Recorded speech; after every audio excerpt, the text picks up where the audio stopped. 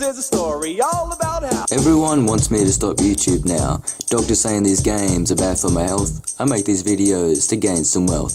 Bad games put a strain on my brain. I play them so you don't have to feel that pain. And before you ask, no, the part 1 in parentheses found in the title of my last video was no typo. There is another terrible Zelda game to look at. When released, the other terrible Zelda games received mostly positive feedback, which bolstered the publisher Philips' confidence to make games so much that they decided to make another. Or maybe they just wanted to milk the most out of using Nintendo's licensed characters. Anyway, a year after the horror of the first 2 games were released to the public, this game titled Zelda's Adventure was released.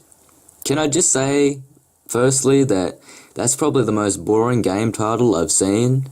It invokes no incitement into me, and the box art for this is just as lackluster. Maybe the box art was trying to go for a mysterious approach, but considering it's trying to sell me an action-adventure game, it's too static with its imagery, and you wouldn't see me purchasing this.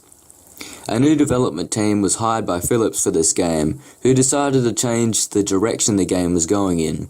So, instead of the side-scrolling view found in the first 2 games that was taken from Zelda 2, this new innovative direction meant the game was played in the overhead view, present in the first Legend of Zelda, and a link to the past. This just shows that no fresh ideas were added to any of these games, and I know fully voiced cutscenes were a new addition to the series, but I'm sure after seeing the first cutscene, everyone hoped it would be the last one they saw.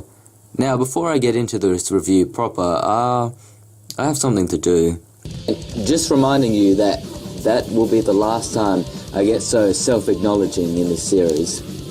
Would you kindly remember that I said that, so when I refer to it in any of my future episodes, you will understand, as a sort of a callback. Okay, sorry, I did have a joke relating to that written down somewhere, but I can't find it. The story is that Ganon has kidnapped Link, and it's up to Zelda to get him back, which is the same situation that happened in Zelda, the Wander Gamelon. Although, every other Zelda game has made Link save Zelda, so I can't really critique this for having a similar story to other games.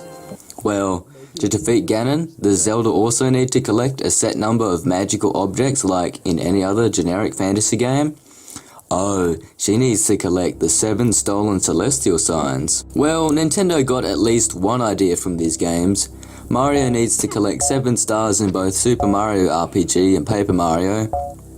No one really plays these games for the story anyway. It's the half-assed cutscenes that draw the people in for these. Unfortunately, they are barely present in this game, and somehow even worse, by having none of the humorous elements found in the first 2. The cutscenes are now live action, and have the quality of videos that people who scream, "World Star!" upload. Hold up, they misspelled Ganon there. I mean, all you had to do was look back on the other games to see the correct spelling. I suppose both developers Philips hired had no knowledge about the previous games because the currency in the first 2 CDI Zeldas was rubies, not rupees, like in the other games. Talking about rupees, to trade with a shopkeeper, you need to go into your inventory and equip the rupees instead of, automatically being able to buy from them. The CDI couldn't handle the outstanding blurry graphics on display here, so when transitioning from one screen to another, there's a slight delay that really breaks the flow of gameplay.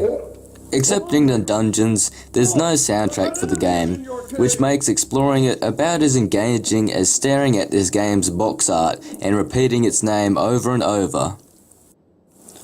With the game's voice acting, there is no middle ground. You either get someone way too far away from the mic and you cannot understand them, or someone way too close to the mic and it scares the crap out of you when they start talking. The gameplay is functional, mainly because the developers haven't changed what worked in the previous over-the-head view Zeldas. In conclusion, Zelda's Adventure... I don't want to look at another Zelda game in quite a long while. I'm wrapping it up here. I don't care.